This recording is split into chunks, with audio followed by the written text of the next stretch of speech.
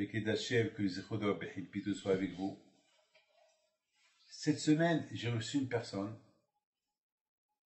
elle m'a donné la joie. Elle m'a donné la joie. Cette personne-là, elle n'habite pas en Israël, elle habite quelque part en Amérique. Elle me raconte que sa fille, il y a à peu près 20 ans, elle a fait un accident de voiture. Elle était avec quelqu'un, elle était jeune sa fille, ils étaient en famille. Malheureusement, l'accident était tellement grave que tout le monde, Baruch Hashem, est sorti indemne, mais la petite, elle est rentrée dans le coma. Elle avait 8 ans. Et son père, il a fait un vœu. Vous savez, nous, les Juifs, on a toujours les monas à Kadosh Baruch Hu. On sait que c'est Hachem qui décide. Il avait les monas à Kadosh Baruch Hu.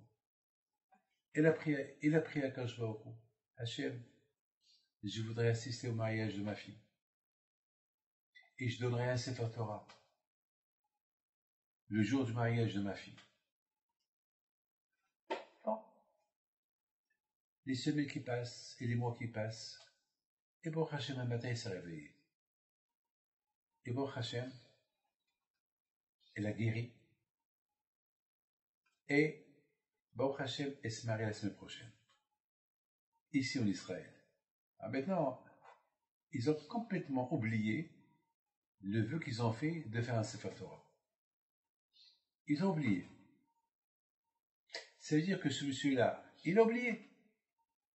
Et un jour, il était avec ses amis, et comme ça, ils sont partis pèleriner à Tzadik, ici en Israël. Il y a un monsieur qui voit un groupe américain. Ils sont ces Américains de l'Amérique latine, je crois que c'est des Brésiliens. Il les voit, il leur dit est-ce qu'il n'y a parmi vous un qui veut acheter un Sefer Torah? Il regarde le monsieur, le père de la fille. Parce que je dois marier ma fille, et j'ai pas les moyens, mais j'ai un Sefer Torah à vendre. Et la femme, elle dit à son mari, on marie notre fille la semaine prochaine, et tu avais fait un vœu de faire un Sefer Torah pour son mariage. Aïe, aïe, aïe, aïe, aïe, aïe, aïe.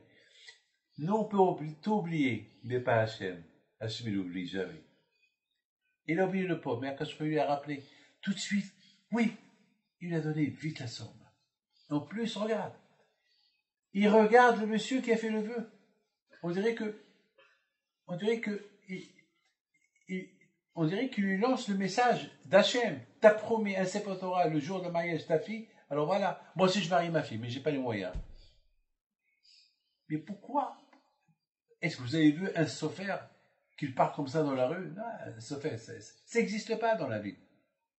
Lorsque quelqu'un il veut vendre sa marchandise, il va en cachette, et c'est pas en public.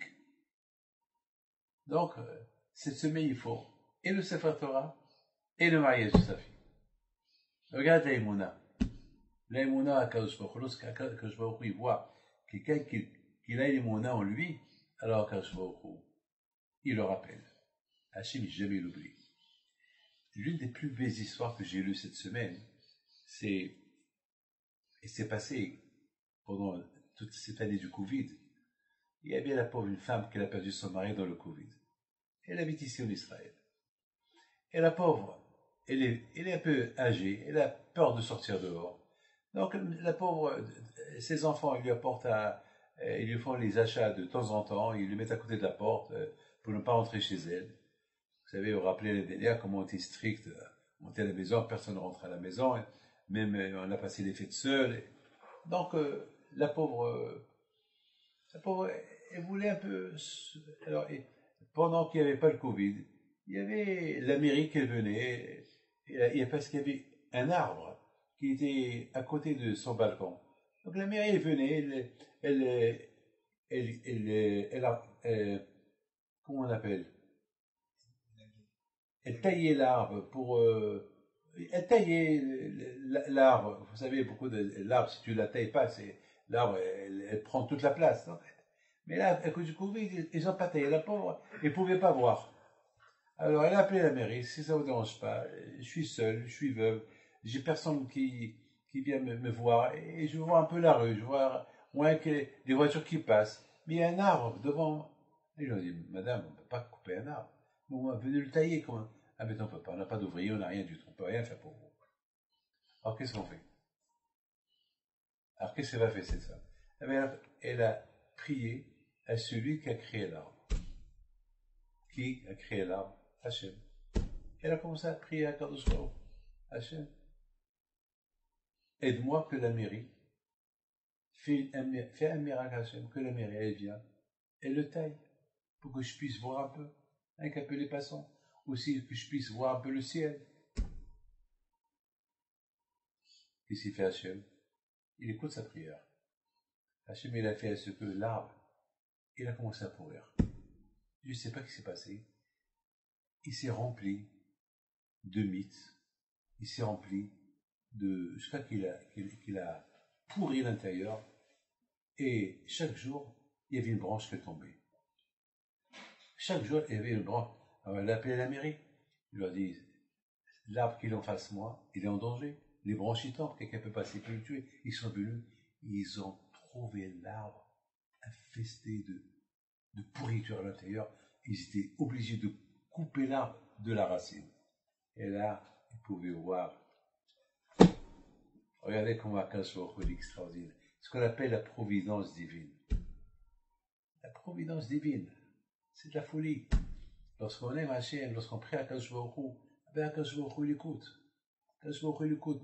Tout à l'heure, j'étais en train de vous raconter des histoires de providence divine. Vous savez, un juif n'a pas le droit de demander des miracles. Le monde, il est naturel. Mais Hachem, il sait ce qu'il fait. Lorsqu'Hachem, il sait que tu as besoin de la chose, c'est pas la peine de demander un miracle. Il te fait la chose sans que tu demandes le miracle. Et tout ce qu'Hachem veut, ta connexion avec lui. Quand je vous protège, je vous donne la santé, bracha d'instant.